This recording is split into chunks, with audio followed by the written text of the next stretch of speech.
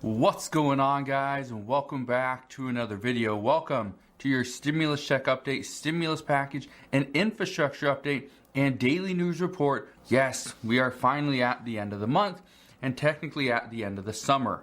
Here's what we know. Today we're actually going to discuss many things. First, we're going to discuss how the White House actually says they support stimulus checks, but what are they going to do about it? We're going to talk about how some lawmakers want to see a stimulus check, but others say that a stimulus check is the last thing that they want to see at this time. I'll explain why that is. We're also going to dive into what is going on with the eviction protections, what Nancy Pelosi is saying she is planning on doing. We're also going to dive into what the IRS is saying regarding your delayed unemployment refund checks, and we will also address how a group of lawmakers say that we should all be penalized for not getting. So that's what I'm going to address in today's video. If you have any questions whatsoever, please ask your questions down in the comment section below. But let's get into the update for today. Let's start off with what the White House is saying. The White House says that they are open to additional stimulus checks, and they do support them. They have supported them ever since President Biden came into office. However, they say that they will have to wait on Congress. They will have to wait for Congress to decide if they want to include them into the next infrastructure bill. According to reports, legislation has to get the majority support, obviously, in order to pass, but the White House doesn't want to push either for or against any piece of legislation. They want Congress to decide what will be in this bill, and then President Biden will sign it. Whatever passes through Congress, President Biden will sign.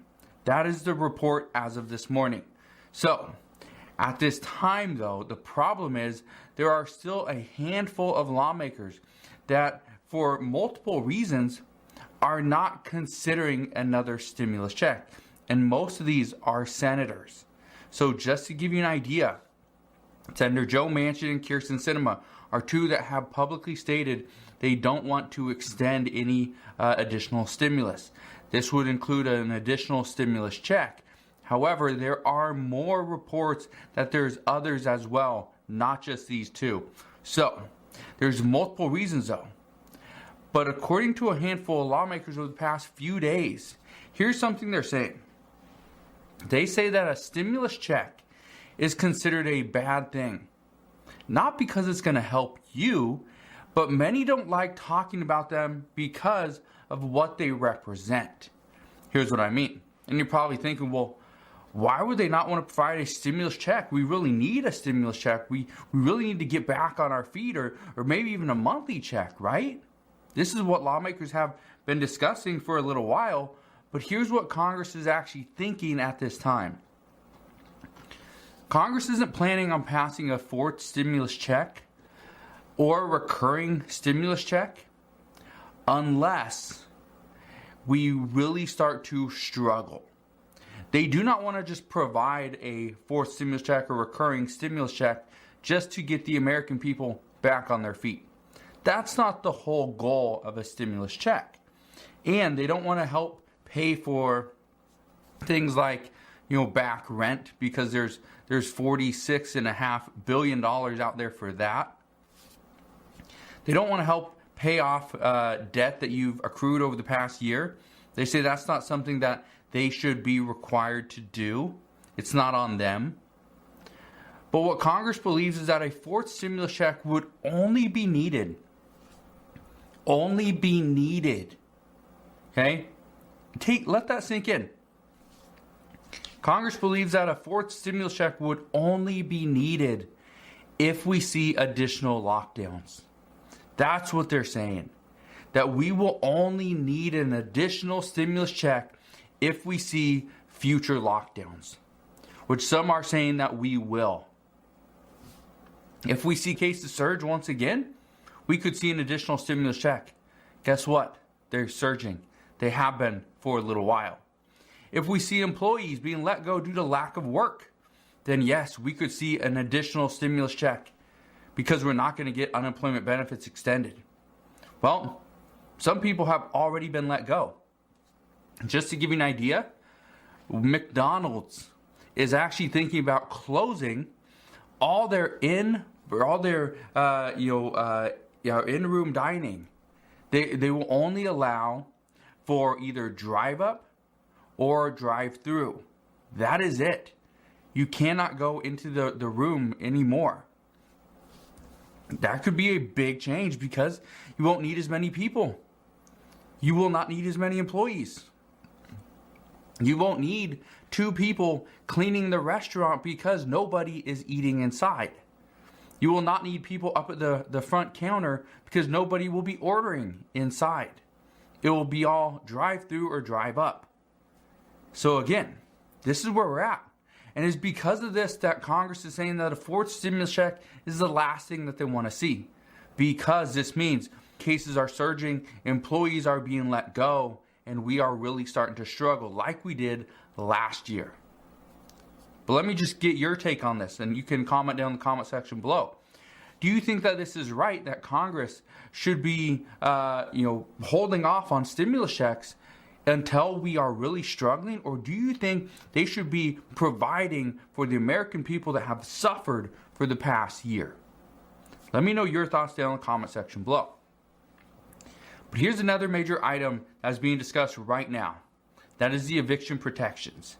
The eviction moratorium was supposed to be extended until October 3rd. However, the Supreme Court ruled against this 6-3, saying that no, this was unlawful and that they were actually gonna pull this off or pull this away. So right now, there's no eviction protections. Yes, some states still do have it, and I believe after September, no state has it. So just keep in mind that the eviction protections are pretty much gone. But yesterday, Nancy Pelosi, she decided to back House Financial Services Committee Chairwoman Maxine Waters, who is working on a plan. Okay, she's working on a plan that would require grantees to accept the self-attestation of a tenant and to provide assistance directly to tenants in certain circumstances. This is going to be big because what was happening is a tenant would go and try to get rental assistance.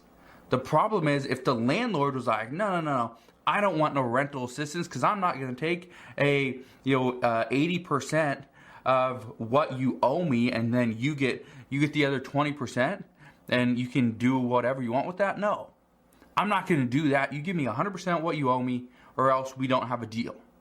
Well, tenants were simply just going to the rental assistance agencies, the programs, trying to get some assistance, and yet the landlords weren't accepting it.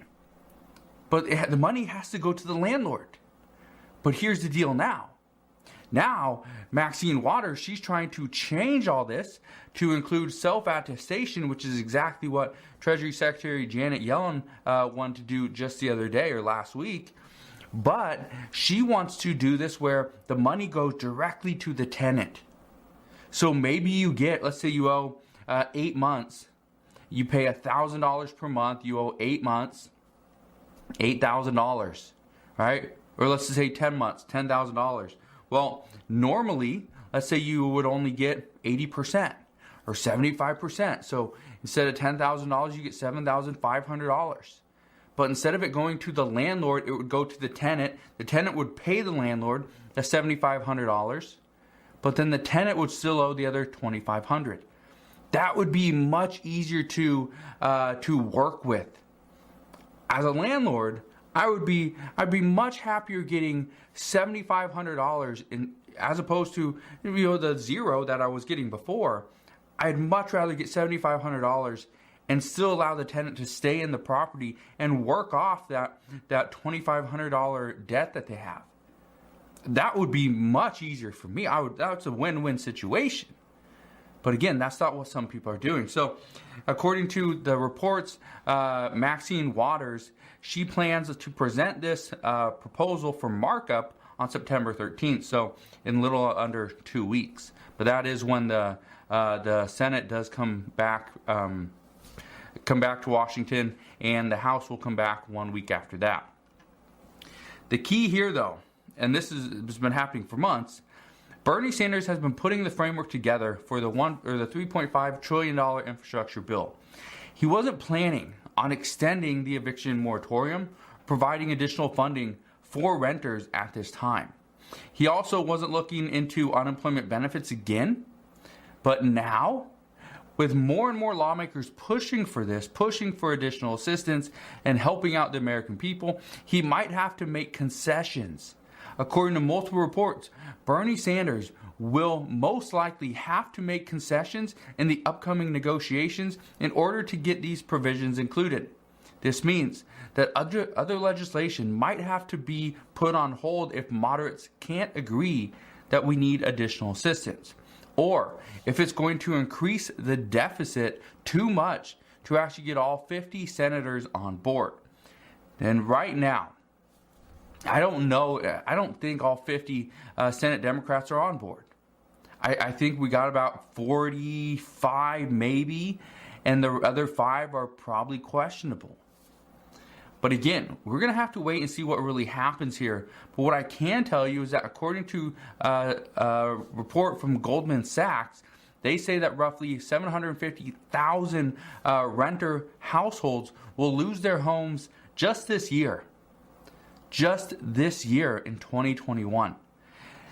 They say that they owe anywhere between $12 and $17 billion to landlords.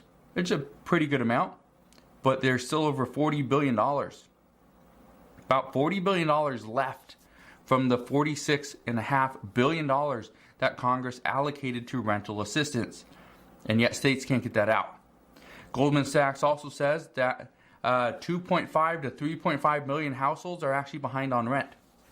But not all of them will be evicted.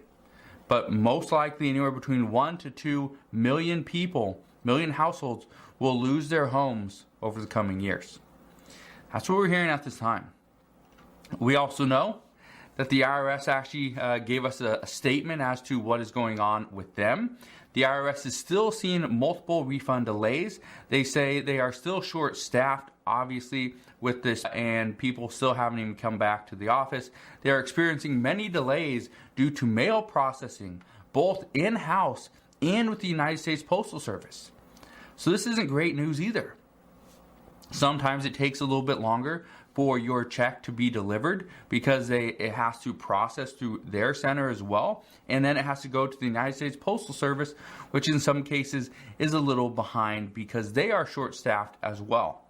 One thing that many of these businesses are saying is, if you need a job, come and apply, because they are hiring. If you could and you enjoyed today's video, go ahead, hit that like button. It really does help out the channel. Also, consider subscribing, and I'll see you guys on the next one.